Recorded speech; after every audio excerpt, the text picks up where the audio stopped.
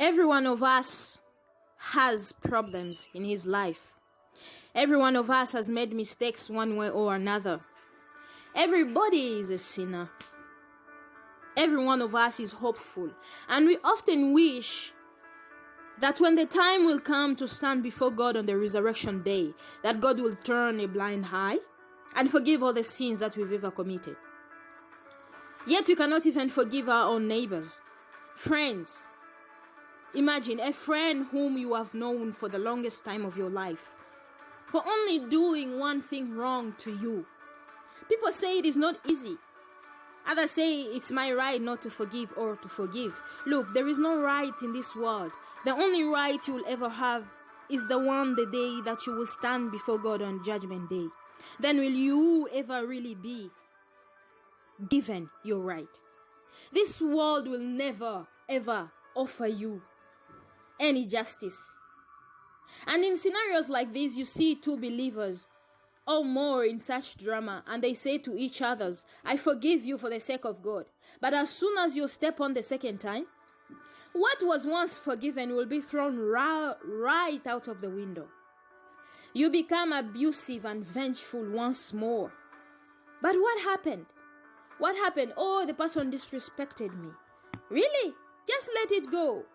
Not for him, not for God's sake, let it go. Because those that show mercy and compassion towards one another, the one in heaven will show them mercy and compassion likewise. When you look at the life of the prophet, we always picture them like they have never done anything wrong. But they have things they have done wrong. But what makes it beautiful is how or what they did to make up for the mistakes that they did. And this gives us hope. It is inspiring. In the old days, there is a story among the Arabs. It talks about the Arab men. These men, they were actually men of God, I think. They came from war. And from the war, they got the spoils of war. The spoils of war like silver, diamond, gold, you see those things. So they began distributing or discussing how they should distribute them among themselves. And among these elders, one of them was, they called them an Abyssinian slave. He was a black slave. And you know what it meant then, those days, to be a black slave? You've been looked down on. So when this boy tried to put a suggestion across, one of the elders told him, told to the boy, he said to him that even you, son of a black woman, want to disagree with me? The boy felt hurt. He rose up and went to their prophet to complain. When you look at this critically, we may be in a different situation, different times, or in a different society now from then. But the act of rising up and going to complain to someone, in this society, this is called weakness. When a man does something like this, to go and complain to somebody whom he thinks he will get help from, someone can even say in this American English, or I'll say the way they phrase it, they say, oh man, are you a woman, bro?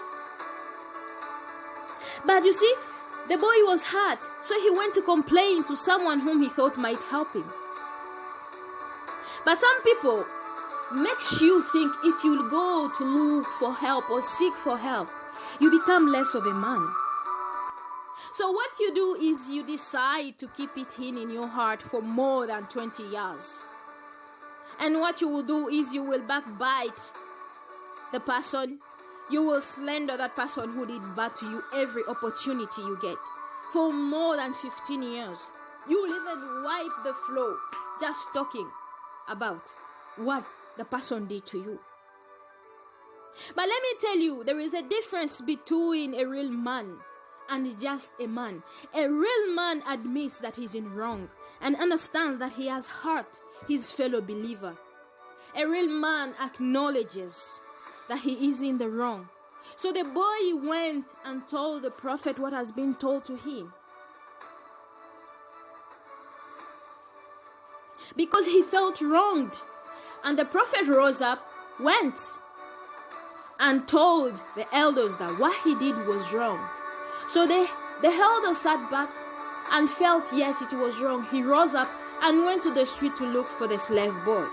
And he went and apologized to him on the street in front of many eyewitnesses. This is an opportunity, I tell you. This is an opportunity that majority in this world would like to have. Just imagine that person who has done evil to you rose one day and came to you to tell you, I'm sorry. Right now, wherever you are sitting, tell me, what would you do? So this is the opportunity that has been given to this boy. But what did the boy do? You see, real forgiveness comes from the heart. Sincerely, whether you can do something about it or you cannot do a thing. So many of us have problems with one another. It might be your family, it can be your friends. Some say you have forgiven because of God, but in reality, isn't it because there is nothing you can do about it? But deep down today, if you got the news that a person has had an accident, won't you jubilate? Won't you jubilate?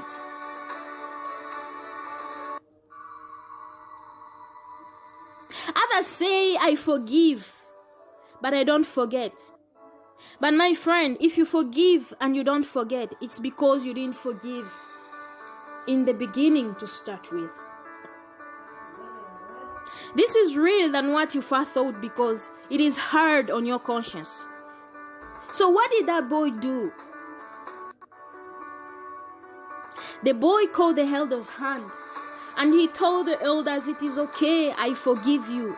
For God's sake, I forgive you. It is done, forgotten, never to be remembered. If you cannot forgive, then woe to you the day you stand before God. Many of us tend to think forgiveness is an option that you have.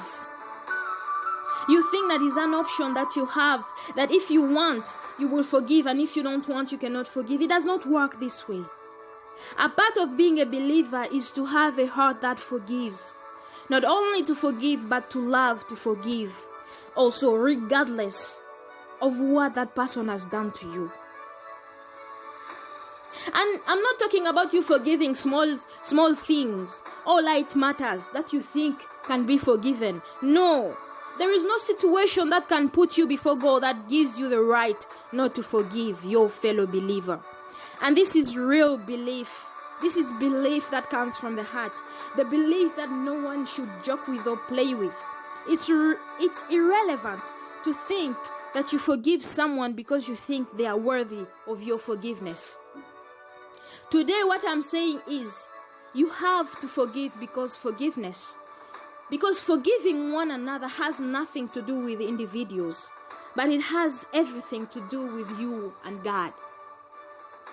For God's word says, forgive one another, have compassion among one another. Why? Is it because they are believers? Or is it because they are deserving of it? No. It is because so that the one in heaven may show mercy and compassion towards us. So that the one in heaven may show mercy and compassion towards you.